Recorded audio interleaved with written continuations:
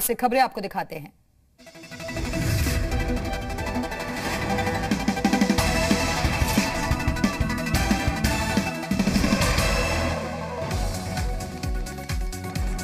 वित्त मंत्री निर्मला सीतारमण ने पेश किया देश का आम बजट। वित्त मंत्री ने कहा, देश की आर्थिक विकास दर 9.2% रहने का अनुमान हमारी कोशिश, गरीबों के जीवन में बदलाव लाना।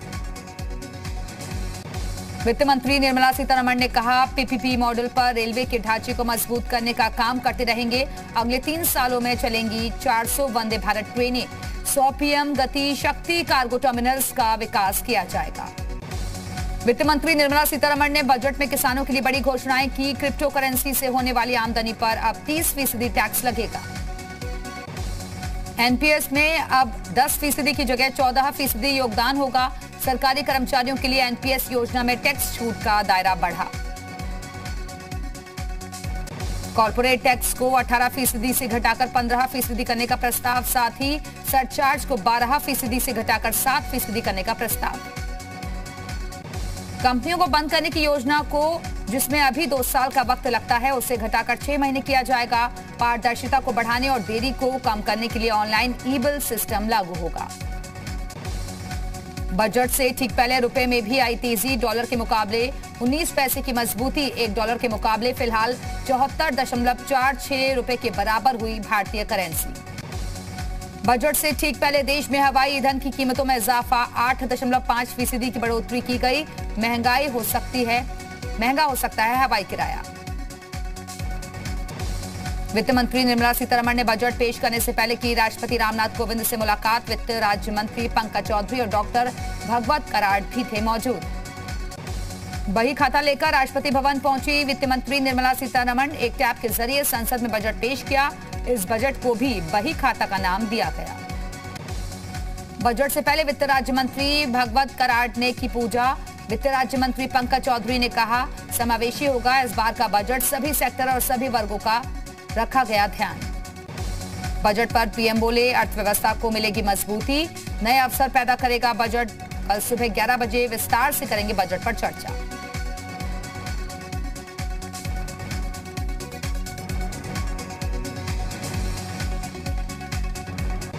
आम बजट पर राहुल गांधी का मोदी सरकार पर निशाना। कहा, बजट नील बटे सन्नाटा रहा, आम आदमी को कुछ नहीं मिला। राहुल गांधी ने कहा, नौकरी पेशा युवाओं को बजट में नहीं मिला कुछ, किसानों और मिडिल क्लास को बजट से 0 मिला। बजट पर सीएम योगी ने कहा, आम बजट से आत्मनिर्भर भारत को मिलेगा बढ़ावा, सभी वर्गों के लिए बजट है। सीएम योगी ने कहा, युवाओं के लिए 60 लाख नौकरियों का प्रावधान, किसानों की आय दोगुनी करने में सहायक होगा बजट।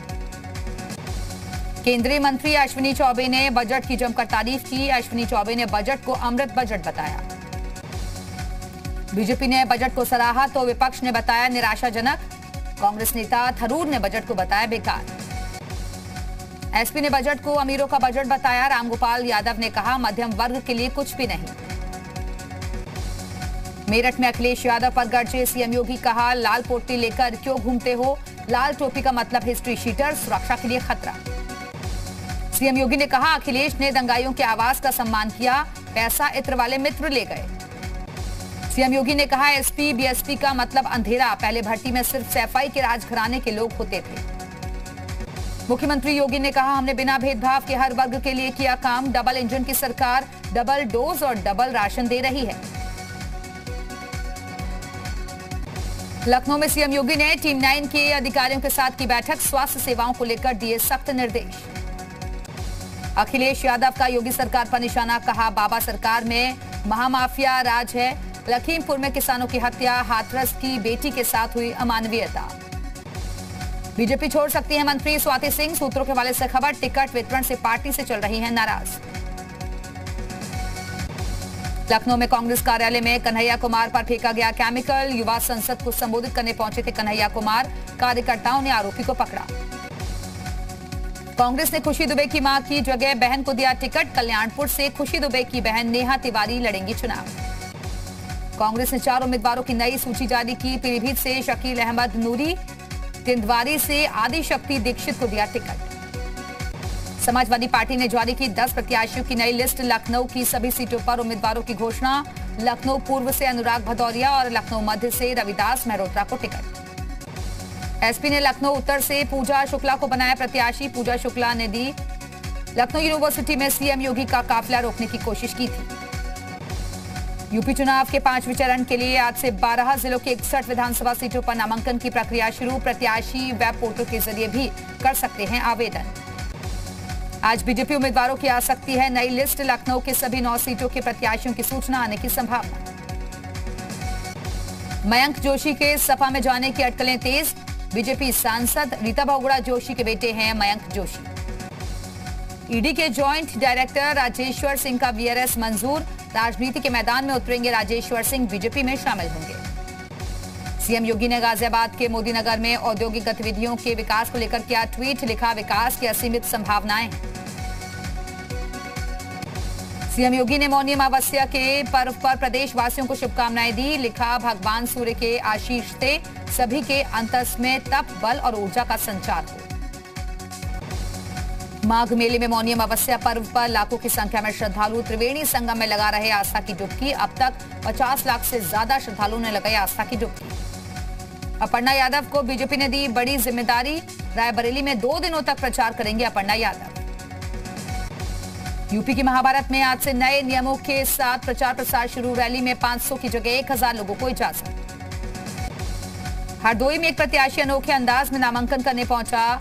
राज्यवर्धन सिंह राजू साइकिल से नामांकन दाखिल करने पहुंचे। रायबरेली में जिला विद्यालय निरीक्षक पर जानलेवा हमला। फायर मिश होने से बची जान। एडिड स्कूल का शिक्षक बताया जा रहा आरोपी। आजमगढ़ में टीईटी परीक्षा में नकल मामला। जिला विद्यालय निरीक्षक डॉक्टर वीके शर्मा पर कसा गया शिकंजा। नोएडा में पूर्व आईपीएस के घर इनकम टैक्स की रेड में 3 करोड़ रुपए मिले। घर के अंदर करीब 650 लॉकर मिले। आयकर विभाग को नोटों की गिनती के लिए लगानी पड़ी मशीनें। आयकर टीम को लॉकर के मालिकों की तलाश। 3 संदिग्ध लोगों की है बेनामी संपत्ति।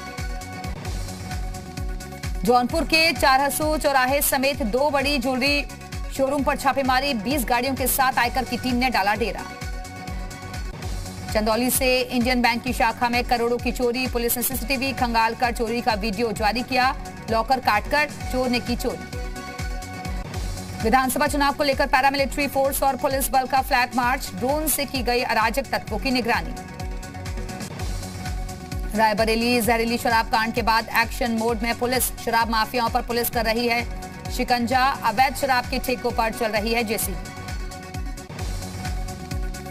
बिजनौर में पुलिस ने रोका गठबंधन उम्मीदवार का जनसंपर्क अभियान। नाराज समर्थकों ने की पुलिस के सामने नारेबाजी।